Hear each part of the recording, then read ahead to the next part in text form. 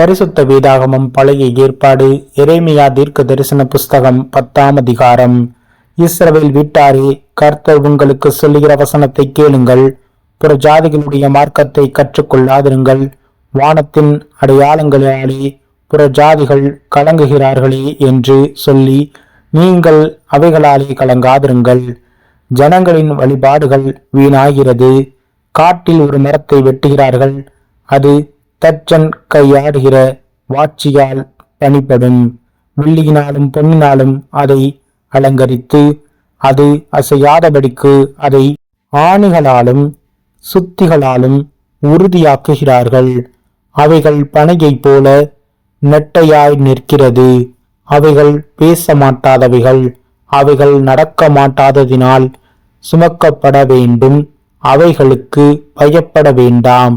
அவைகள் தீமை செய்யக்கூடாது, நன்மை செய்யவும் அவைகளுக்கு சக்தி இல்லை என்று கர்த்தர் சொல்கிறார்.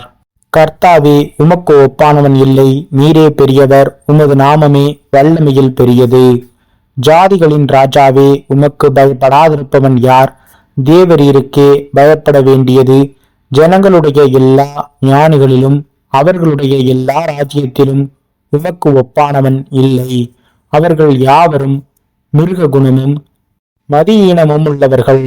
அந்த கட்டை மாயையான போதகமாயிருக்கிறது.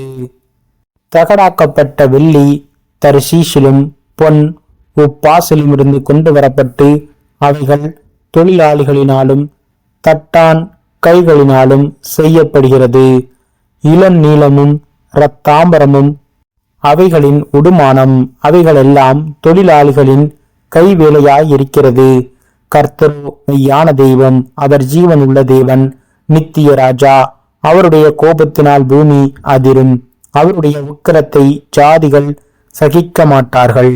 வானத்தையும் பூமியையும் உண்டாக்காத தெய்வங்கள் பூமியிலும் இந்த வானத்தின் கீழும் இராதபடிக்கு அழிந்து போகும் என்பதை அவர்களுக்கு சொல்லுங்கள்.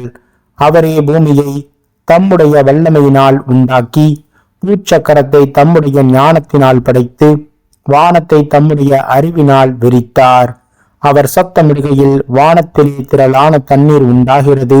அவர் பூமியின் கடையாந்திரத்திலிருந்து மேகங்களை எழும்ப பண்ணி மழையுடனே மின்னல்களை உண்டாக்கி காற்றை தமது பண்டக சாலைகளிலிருந்து புறப்பட பண்ணுகிறார். மனுஷர் அனைவரும் அறிவில்லாமல் மிருக குணமுள்ளவர்களானார்கள். தட்டார் அனைவரும் வார்ப்பித்த சொர்பங்களாலே வெட்கி போகிறார்கள். அவர்கள் வார்ப்பித்த விக்கிரகம் பொய்யே. அவைகளில் ஆவி இல்லை. அவைகள் மாயையும் மகா எத்தான கிரியையுமாய் இருக்கிறது. அவைகள் விசாரிக்கப்படும் நாளிலே அழியும். யாக்கோபின் பங்காய் இருக்கிறவர் அவர்களைப் போல் அல்ல. அவர் சர்வத்தையும் உருவாக்கினார். இஸ்ரவேல் அவருடைய சுதந்திரமான கோத்திரம். சேனைகளின் கர்த்தர் என்பது அவருடைய நாமம். அரணில் குடியிருக்கிறவனே, தேசத்திலிருந்து உன் பொருட்களை சேர்த்துக்கொள்.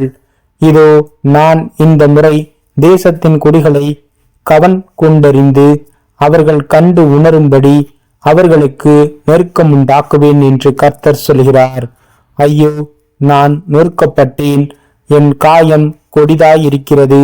ஆனாலும் இது நான் சகிக்க வேண்டிய என் நோய் என்று நான் சொல்லுவேன். என் கூடாரம் அழிந்து போயிற்று. என் கயிர்கள் எல்லாம் அறுப்புண்டு போயின. என் பிள்ளைகள் என்னை விட்டு போய்விட்டார்கள். அவர்களில் ஒருவனும் இல்லை. இனி என் கூடாரத்தை விரித்து என் திரைகளை தூக்கி கட்டுவார் இல்லை. மெய்ப்பர்கள் மிருக குணமுள்ளவர்களாகி கர்த்தரை தேடாமற் போனார்கள். ஆகையால் அவர்கள் காரியம் வாய்க்காமற் போய் அவர்கள் மந்தையெல்லாம் சிதறடிக்கப்பட்டது. இதோ, யூதாவின் பட்டணங்களை பாழும் வலு சர்ப்பங்களின் தாவுமாக்கி போடும் செய்தியின் சத்தமும் வட தேசத்திலிருந்து பெரிய கொந்தளிப்பும் வருகிறது.